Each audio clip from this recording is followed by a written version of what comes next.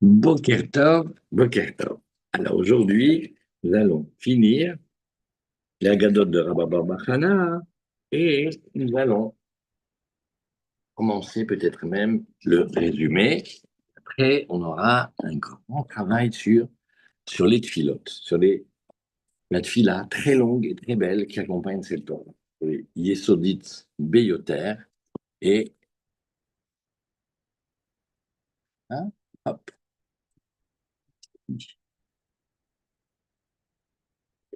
ici, hop, voilà.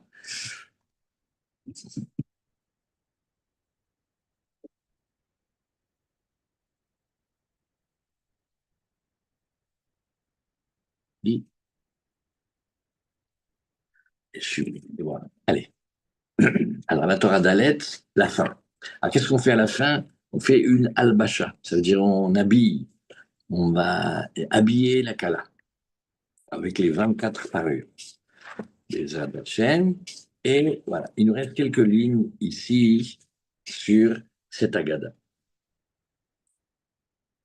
Voilà, voilà, voilà. On va reprendre à partir de Moshe Rabbeinu. Ici, Boker Tov, vous entendez. Merci beaucoup, Avi. L'écouter Moharan dans la Torah Dalet, la Torah 4, et nous sommes tout à la fin, et Rabbi Nachman va habiller à l'intérieur de l'histoire de Rabba Bar Chana, qui a été et qui a cherché, on dit maintenant directement, et la manière de Rabbi Nachman Breslev, c'est Rabba Bar Chana. Et il réfléchit profondément sur comment libérer la royauté d'Hachem, la faire remonter de sa prison et la libérer. Et il sent, lui-même il est comme un grand poisson gigantesque, avec plein de force, et il nage dans l'eau, mais il ressent qu'il y a une impureté en lui qui l'empêche de prier, qui l'empêche de faire les choses comme il voudrait vraiment les faire. Et alors il va être euh, emporté vers le rivage, vers le tzaddik. Et en s'approchant du tzaddik, et en l'aimant, et en le cherchant dans ses livres, et dans ses élèves, et en écoutant ses conseils, alors il va se restructurer. Et de là, en s'approchant de lui, et en donnant la tzedaka, et en allant jusqu'à l'étape finale qui s'appelle être capable de raconter toute sa vie, y compris ce qui ne nous plaît pas et ce qu'on cache, au Talmid Chacham, là, le Talmid Chacham va lui donner l'éclairage sur les chemins qu'il doit prendre dans sa vie, c'est-à-dire ce pourquoi il a été créé. Alors on reprend maintenant chacune des étapes, et finalement, le rivage, il va être comme le tzaddik. Et le tzaddik, il va lui donner des gdarim, il va lui imposer des limites, il va lui montrer là où il va, là où il va pas. Et Moshe Rabbeinu, il va être comme 300. Pourquoi il va être comme 300? Comme trois axes où Moshe Rabbeinu, il va travailler son humilité en regardant son intelligence et en ne s'orgueillissant pas de cette intelligence-là, mais de la tourner vers Hachem pour faire du bien, pour libérer justement cette royauté. Après, il va voir sa force et il va offrir sa force à Hachem. Et aussi, il va prendre sa richesse, et sa richesse aussi, il va la mettre dans la Torah et il va l'utiliser dans la sainteté. Ça, c'est ce que Moshe Rabbeinu est capable de faire. Et c'est ce que nous disons ici. Il va enlever la force des impuretés et libérer la royauté pour qu'elle puisse revenir. Et il va arriver jusqu'à ce que ce tzaddik-là, après qu'il se soit travaillé, il ait la possibilité maintenant de recevoir les conseils de vie sur mais pourquoi je suis venu dans le monde. Donc il faut trois étapes en fait. Ah, on a vu, on révise hier on révise hier le Parperot la Chorma. Parperot la Chorma, il s'interroge. Il dit mais elle est étonnante cette Torah parce qu'au début ça commence par Vidou Dvarim Lifnei Talmid Chacham, par le fait d'oser raconter au Talmid Chacham sa vie et les erreurs qu'il a fait, les fautes qu'il a commises, mais mamash jusqu'au bout de lui-même. Mais après, quand on regarde, et la Haggadah, en fait, non, ça commence d'abord par voir le tzaddik, contempler le tzaddik, s'attacher à lui donner de la tzedaka, très important, et seulement après, il va être prêt à entendre les conseils de vie sur les chemins pour lesquels il a été créé. Alors pourquoi une fois on va du haut vers le bas, une fois du bas vers le haut? Alors le prophète la Chorma, hier il nous a dit un ridouche dingue. Il a dit, au début, on te parle de là où tu dois arriver, vers où tu dois aller, où tu vas. Et ça, tu peux pas l'oublier parce que c'est la matara, comme quelqu'un qui prendrait un voyage et il faut qu'il ait un but, il faut qu'il puisse s'orienter, et puis qu'il faut qu'il ait une boussole, et il faut qu'il se repère avec les étoiles, et il faut qu'il avance parce que s'il a oublié le but, ça sert à rien tout ce qu'il fait.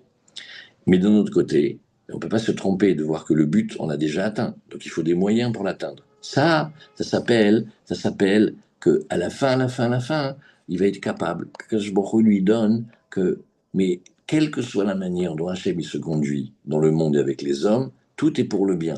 Et à un moment, quand il arrive à savoir ce pourquoi il a été créé, alors il n'y a rien qui le dérange. Ça va bien, ça va moins bien, il sait, il avance, il connaît, ça fait partie de son chemin.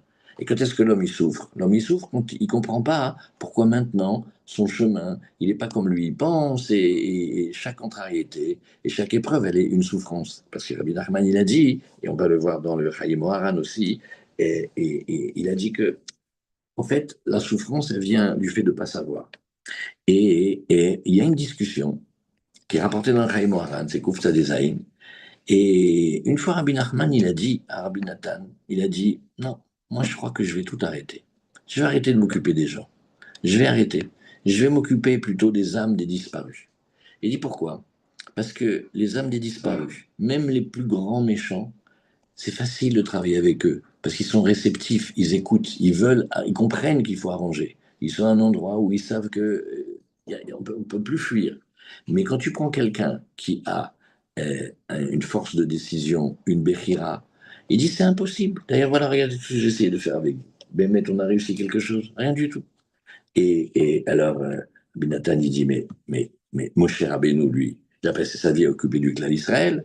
Et qu'est-ce qu'il répond à Rabbi Nachman? Il fait, oui, et regarde ce qui nous est arrivé, avec toutes les erreurs, et regarde avec le RFRA, et regarde ce qui s'est passé. Donc, et Béhémet, et Rabbi Nachman, il dit qu'il a une peine, parce qu'en fait, il, il voit ce qu'Hachem il demande, mais il ne sait pas si ce qu'il fait, c'est ce qu'Hachem il a demandé ou si c'est la vraie volonté d'Hachem qui est cachée. Et donc, voilà, il ne sait pas. Alors ici, ce tzaddik-là, il va, Béhémet, dire à la personne ce pourquoi elle est venue dans le monde. Mais il faut qu'elle puisse entendre. Parce que si elle ne s'est pas attachée à lui, et si elle n'a pas donné de la tzedaka, de son argent, alors il n'est pas prêt. Et qu'est-ce que ça va abîmer? Où ça va toucher? Ça va toucher dans les quatre éléments. Et les quatre éléments, ils sont habillés dans l'histoire de cet homme qui avait peur la nuit. Il était dans le noir et dans l'obscurité. Et il avait peur de tout. Il avait peur des trous par terre, il avait peur des ronces et des piquants sur le bas-côté, il avait peur de la bête sauvage, il avait peur des brigands, et il ne savait pas où aller dans la vie. Alors quand il passe ces étapes, alors rien qu'en fréquentant le tzaddik, en le regardant, en le cherchant, en l'imaginant dans le livre. Et alors il arrange les différents niveaux. Et qu'est-ce que c'est les différents niveaux? C'est les quatre éléments. Il y a l'inerte, et il y a le végétal, et il y a l'animal, et il y a l'humain. Et il passe d'étape en étape. Et la première chose de s'attacher au tzaddik et de l'aimer, de le regarder, ça lui arrange déjà l'élément de terre et l'élément d'eau, c'est-à-dire l'inertie, la mélancolie, le spleen, la lourdeur, la fainéantise et tous les désirs fous et tout ce qui perturbe l'homme. Ça s'appelle déjà. Et après, quand il avance dans les étapes, alors il va travailler aussi la parole et l'orgueil. Et là, il est prêt à entendre ce que le tzaddik il va lui montrer, lui indiquer ou lui allusionner sur ce pourquoi il a été fait, pourquoi il est venu ici sur Terre, c'est quoi son travail spécifique à lui, qu'il y a lui qui peut faire et personne d'autre au monde. Alors on reprend maintenant. On reprend par exemple. Et par exemple, on te dit, tu sais, avec ce poisson-là, l'histoire n'est pas finie, parce qu'ils ont mangé de sa chair, de quoi nourrir 60 villes. Et après, ils ont salé sa chair et ils ont aussi nourri 60 villes. Et après, ils ont pris son squelette et de ça, ils ont reconstruit toutes les villes qui étaient détruites. Donc en fait, la fréquentation du tzaddik, la contemplation du tzaddik, l'amour du tzaddik, la tzedaka et le vidouille, tout ça c'est caché dans cette reconstruction. Comment on reconstruit le monde? Alors, par exemple, quand ils ont mangé de la chair de ce poisson pendant 60, pour 60 villes, il dit, ben, c'est dans la deuxième histoire. Vous voyez, dans cette Torah, c'est une histoire à l'intérieur d'une histoire. Il y a l'histoire de l'homme qui marche dans la pénombre, il y a Rabba Hana dans le bateau, il y a le fait de bénir Hachem sur tout ce qui nous arrive, mais qu'aujourd'hui on n'est pas encore capable de faire, de bénir de la même manière s'il nous arrive du bien ou l'inverse, Shalom. Et tout ça, chaque histoire, elle est dans chaque histoire.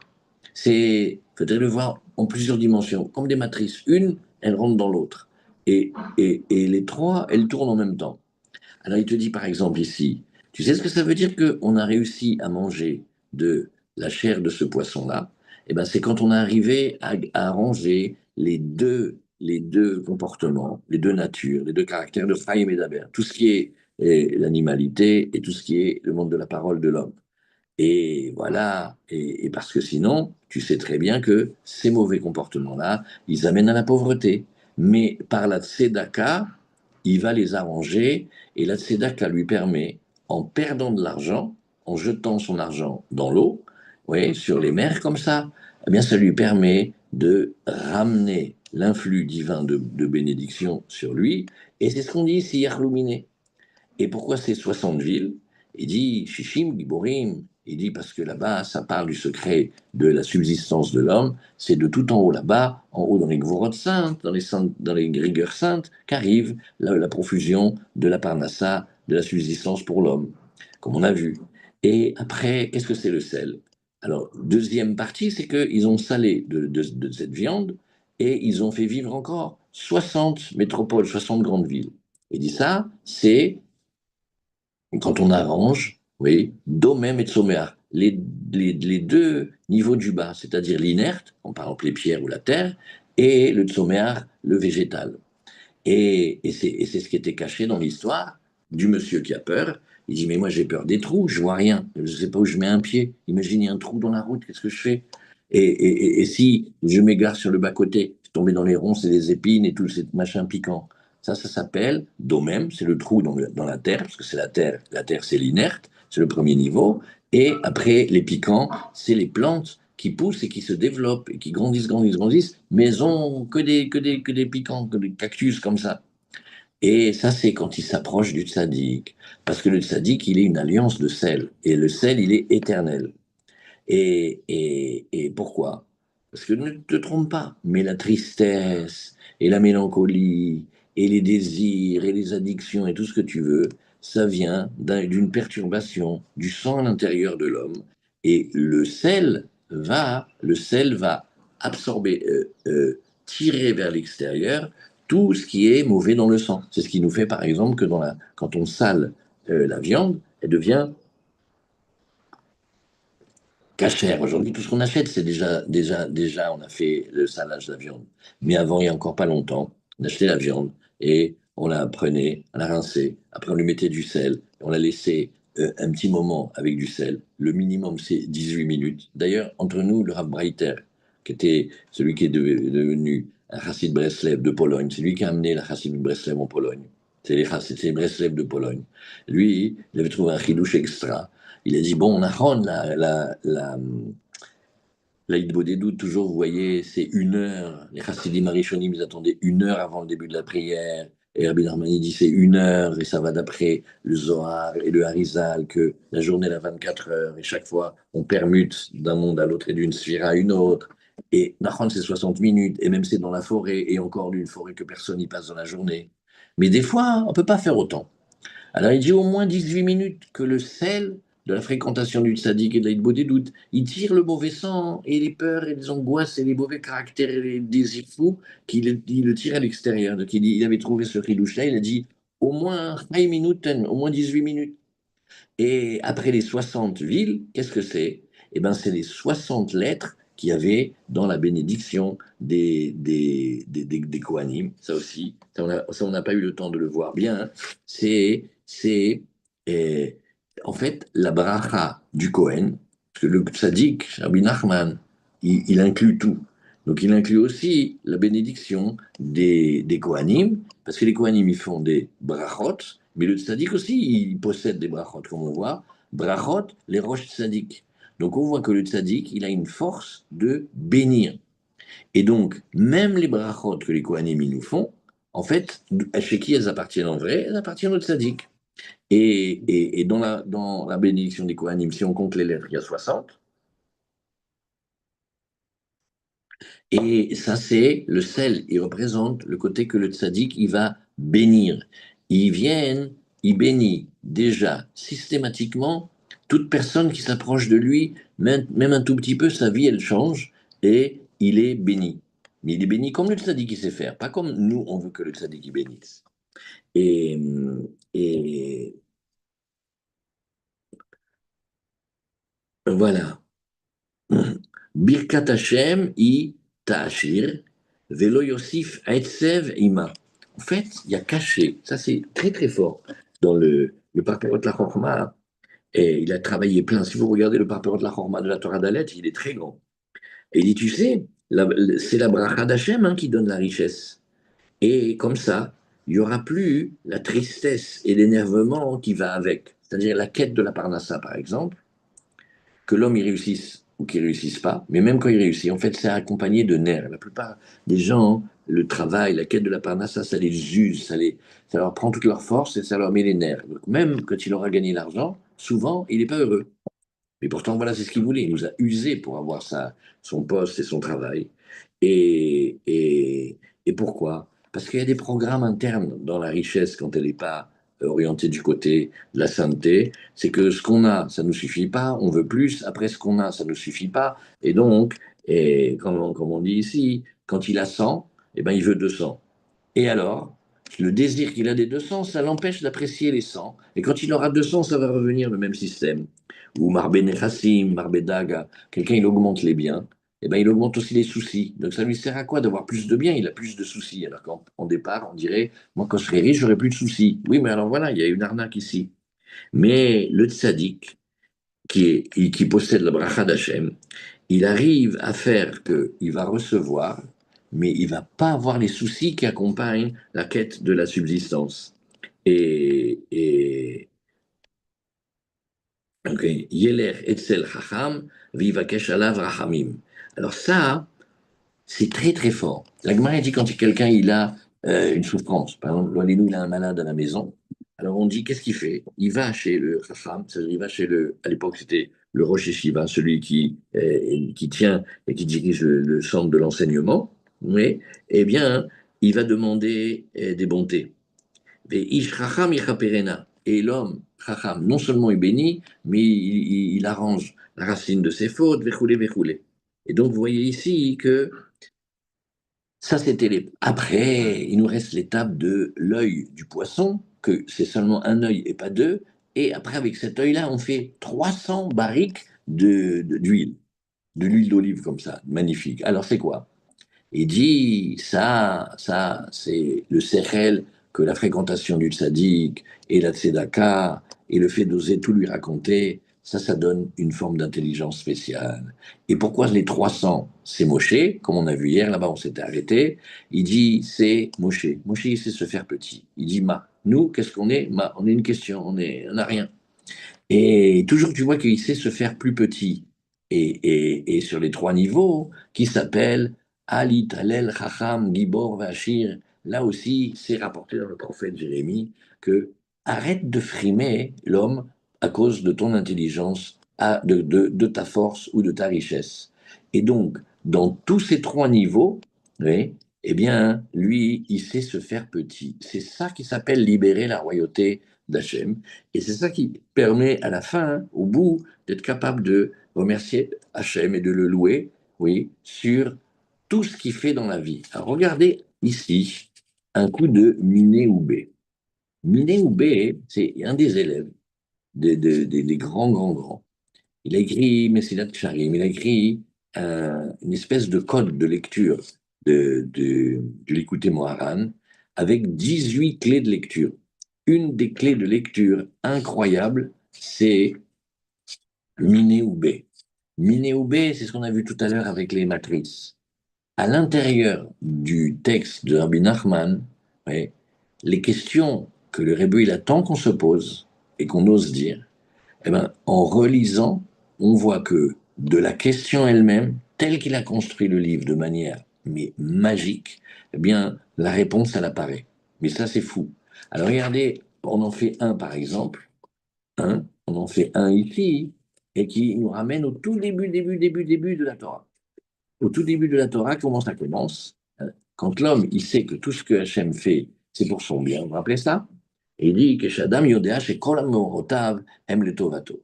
Tout ce qui lui arrive dans la vie. C'est pas une réflexion sur la beauté des étoiles et des fleurs. C'est une réflexion sur Hachem, comment il est dans ma vie. Alors, tout ce qui arrive, que ce soit pour son bien, oui, ou pas, eh bien, tout ça, c'est Me'ein Olamaba. Et il dit pourquoi? Parce que regarde, Bachem et Halel Davar, Be'Elohim et Halel Davar. Vous vous rappelez ce pasouk-là? Oui. En Hachem Yudke Vavke, le nom qui monte les bontés d'Hachem, la miséricorde d'Hachem, je vais louer, je vais dire un Hallel, et Be'Elohim et Hallel Davar. Et aussi, quand Hachem il apparaît sous l'aspect des rigueurs. Vous voyez, qu'est-ce que c'est ce mot? Hallel. Maintenant, un peu plus tard dans la Torah, qu'est-ce qu'il dit? Il dit, que l'homme, il se glorifie pas, il se loue pas lui-même parce qu'il est intelligent, parce qu'il est fort, parce qu'il est riche. Vous voyez comment c'est ici? Si on arrive à honorer, respecter et dire des louanges à Hachem sur tout ce qui nous arrive dans la vie, ça vient comment? Ça vient parce qu'on a appris à arrêter de se glorifier soi-même, de l'intelligence qu'on pense avoir ou qu'on a, de la force qu'on pense avoir ou qu'on a, ou de la richesse qu'on pense avoir ou qu'on a. Ça explique le début. Et le début, il explique ici. Comment tu fais pour arriver à apprendre à arrêter de penser que tu es le plus intelligent du monde en pensant que tu dois louer Hachem sur tout ce qui t'arrive? Mais comment tu fais pour louer Hachem sur tout ce qui t'arrive en apprenant à pas se considérer sur notre intelligence, notre force et notre richesse? C'est Hazak ce coup-là. Un, il éclaire l'autre. Alors, donc on voit que Moshe Rabbeinu, il a su se faire. Et alors, quand on arrive à faire ça petit à petit, on arrive à Itpashtut Gashmiyut, ce que même le Shulchan Aruch, il a raconté comment on se prépare pour prier, se détacher de l'épaisseur des choses, de la matière, arrêter d'avoir la conscience de soi exagérée. Voilà. Et là, à ce moment-là, il s'attache à la lumière du tout en haut, on appelle la lumière du Ensof. Et là-bas, il n'y a pas de modification de volonté. Mais Hachem ou Elohim et la Béhémet, on voit que quand Hachem il nous apparaît sous la forme de Yudke Vavke ou sous la forme Elohim, tout est pareil à ce moment-là. C'est Kulo Hatov Vametiv. Et là-bas, on comprend que tout est pour le bien. Alors le bien qu'on reçoit et qu'on traduit, qu'on décode en termes de bien, celui-là il est facile. Mais même quand c'est une contrariété ou un empêchement ou une souffrance, nous, là aussi, ça vient de Kulotov Vametiv. Et ça s'appelle Had Galgala Deena. Et il dit, tu sais pourquoi maintenant dans l'histoire, il a raconté qu'ils ont pris qu'un seul œil du poisson. Voilà, le poisson, il a deux yeux. Il dit non, parce que là-bas, en fréquentant le tzaddik, en donnant la tzedaka, en lui racontant, on arrive à voir la vie que d'un seul œil, que tout est bien. Pour les hymnes deate ishtakarba enahad derahame. Ça s'appelle kulo atov emetiv. Quelle différence entre deux yeux et un œil? Les deux yeux, ils sont construits sous les axes des sphirotes. Il y a un du côté du chesed, un du côté de la gvoura. Et les deux yeux, il y a aussi des rigueurs. Il y a un œil, il regarde durement, et un œil, il regarde plus tendrement.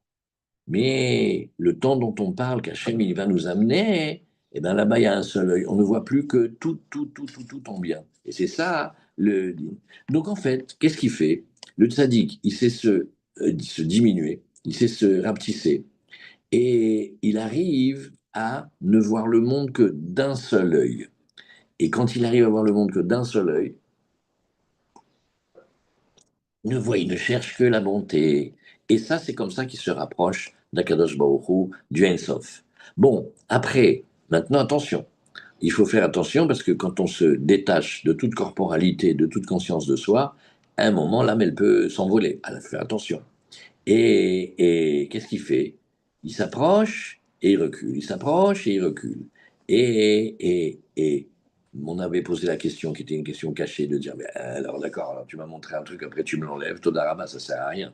Comme le petit bébé, on lui a appris toute la Torah, et même on lui a montré son chemin de vie que lui doit avoir, et après, quand il sort, l'ange, il vient, pac, et lui tape au-dessus de la bouche, et il a tout oublié. Alors, on a dit, non, il y a le souvenir, il y a une trace très très fugace que il sait pourquoi il est venu. Et donc quand il va avancer dans sa vie et il va s'attacher au tzaddik, donner la tzedaka au tzaddik et tout raconter au tzaddik, cette lumière cachée, elle va se réveiller.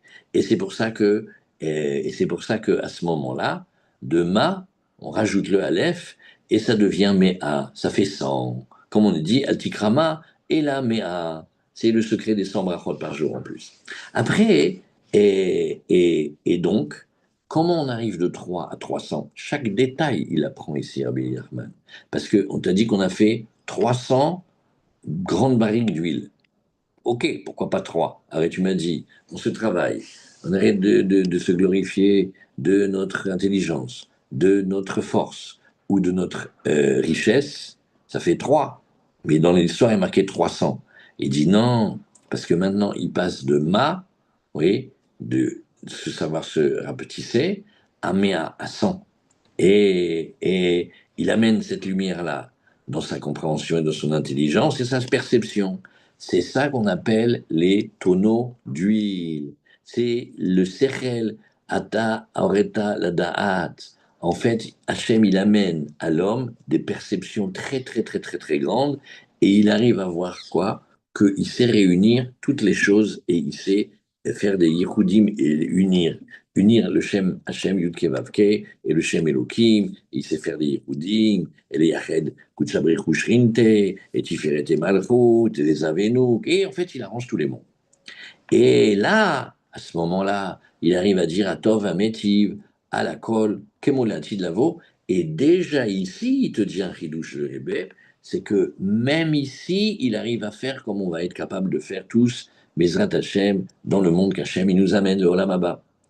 Qui hadran ve'atan le batar tresar yelcheshatam. Il nous reste juste la toute fin de l'histoire. Oui. Qu'est-ce que c'est la toute fin de l'histoire? C'est après 12 mois, ils sont revenus et on a vu que on prenait des os de ce poisson-là gigantesque et on construisait comme des poutres, oui, et on a construit, enfin reconstruit tout ce qui avait été abîmé. Ouais. Et alors maintenant, on met juste un petit point. Il y a quelque chose qui est dans cette histoire-là incroyable, qui est, mais ça, il faut prendre du temps, il faut parler entre nous. C'est des études de pas comme ça maintenant. Il faut plus lentement et plus entre nous. Mais c'est que finalement, l'histoire au début, elle faisait très très peur.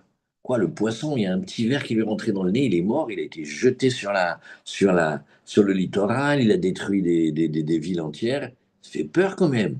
Il dit non, toute l'histoire, il te montre à l'intérieur de l'histoire que si tu veux, tu peux lire tout ça du côté tellement beau et tellement positif.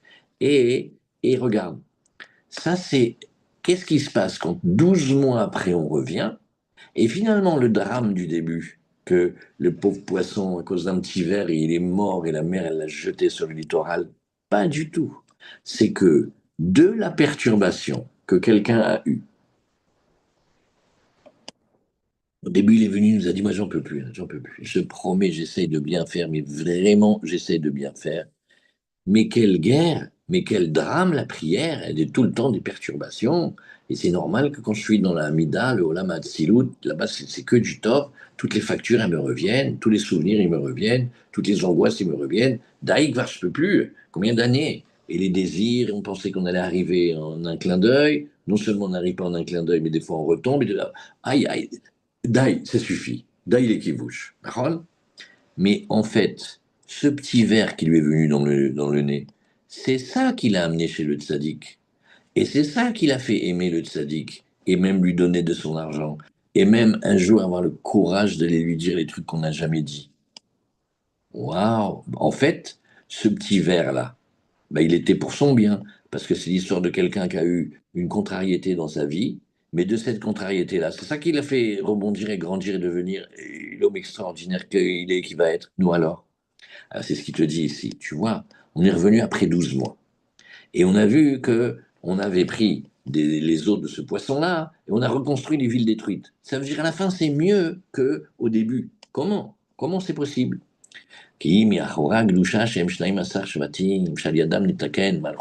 Parce que en arrière des 12 tribus, et que les 12 tribus, c'est la royauté d'Hachem, c'est comme ça qu'on arrange la royauté d'Hachem.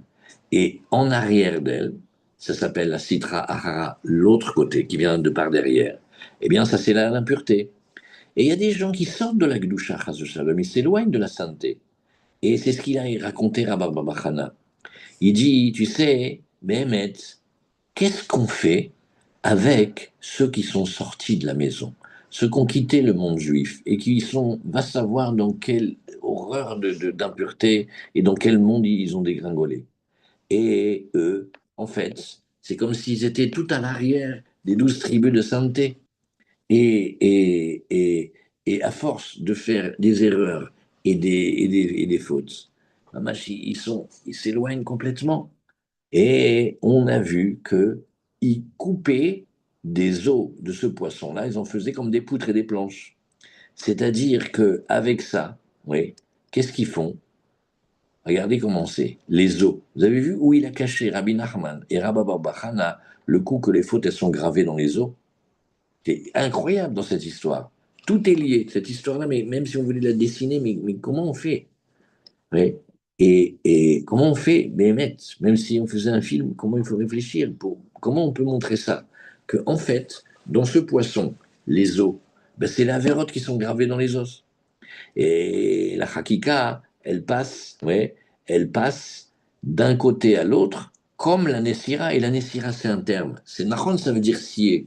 Mais c'est le secret de Adam et Chava quand ils étaient dos à dos, ils étaient collés. Après, Hachem, il les a coupés. C'est la Nessira qui a Purim. C'est la Nessira qui a Rosh Hashanah, pendant qu'on est endormi. C'est le conte de la petite princesse. Il lui fait, mais tu peux arrêter de dormir quand même. Le dernier jour, tu viens pour me sauver. Et juste aujourd'hui, tu manges, tu t'endors, mais il y en a marre. Et après, quand il revient la deuxième fois, il fait, maintenant tu as gagné et que tu as réussi à ne pas manger, tu avais travaillé à ta là, maintenant il faut que tu tombes avec le vin. Mais tu veux me sauver ou quoi? Tu penses à moi ou tu m'oublies? Et, et, Béhémet, ici Rabbi Nachman il dit, mais parce que la Vera, elle traverse l'os de part en part. Mais parce que le Ish Israéli, il s'est réveillé et il vient dans la Teshuvah maintenant. À cause de quoi? Et c'est là où il le dit.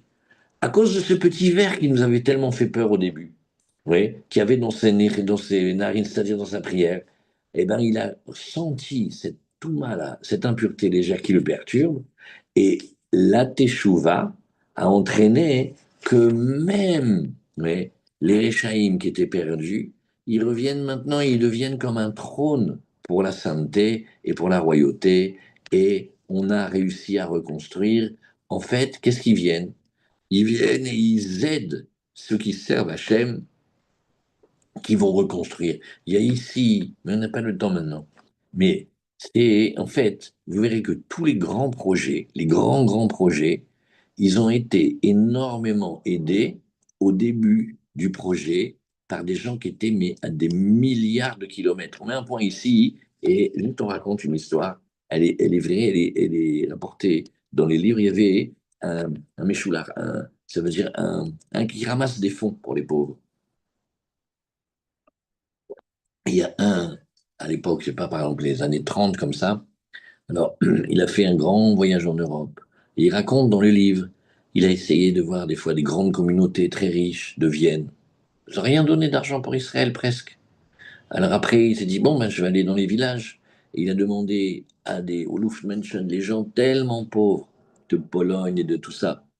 Et ils ouvraient leur matelas quand ils ont dit, je viens ramasser pour l'argent d'Israël.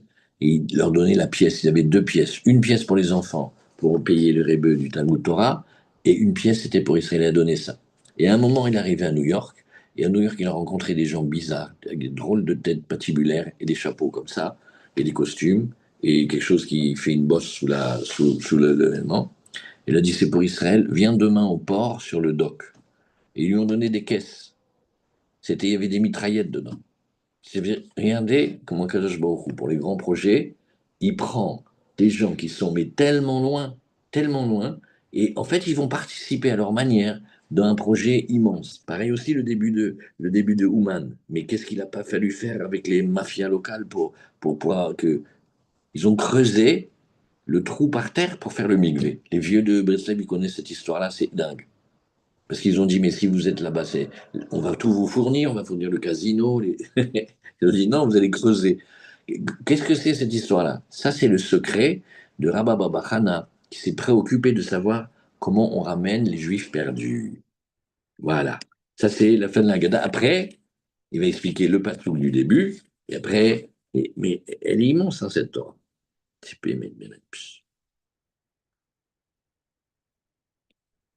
Téléplay. Allez, Shabbat Shalom, portez-vous bien, bonne journée et bonne semaine qui vient venir, mes attachés.